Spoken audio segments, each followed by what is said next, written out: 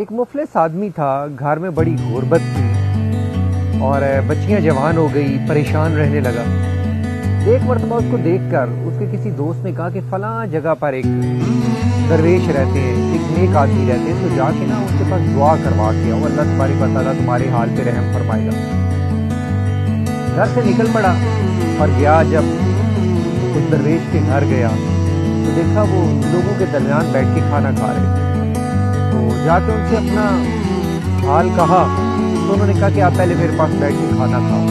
انہوں نے کھانا کھلایا، کھانا کھا کے جب فارغ ہو گئے تو تب انہوں نے پوچھا کہ آپ بتائیں آپ کیسے آنا ہوا۔ تو اس نے اپنا حال بتایا کہ اس طرح پریشان ہوں، گھر میں غربت بہت زیادہ ہے، مفلسی بہت زیادہ ہے، تو آپ میرے لیے دعا فرما دیں۔ انہوں نے دعا فرمائی اور اس کے بعد یہ شخص اجازت لینے لگا تو کہنے لگا کہ آپ کی کوئی فیس ہے؟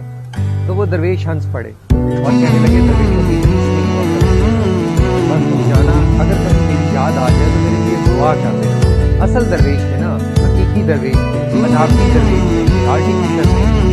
جب یہ شخص دروازے سے نکلنے لگا تو مجھ سے پھر آواز کا ایک منٹ میرے بھائی روکو، میری آواز یہ رک گیا، پلٹا تو کہنے لگے کہ تم یوں کرنا کہ 21 دن کے لیے 21 بھوکوں کو کھانا کھلا دینا، تم زمین والوں پر رحم کرو، آسمان والا تم پر رحم فرمائے گا۔ اب یہ شخص وہاں سے تو واپس پلٹ آیا، لیکن سارا رستہ بڑا پریشان رہا کہ میرے گھر میں تو آگے بڑی غربت ہے، میں کس بھوکوں کو کہاں سے کھانا کھلاؤں گا۔ گھر آیا تو اس کی جو اہلیہ تھی وہ بڑی سمجھدار خاتون تھی، انہوں نے پوچھا کہ آپ پریشان کیوں ہیں، کیا وہ بزرگ نہیں ملے؟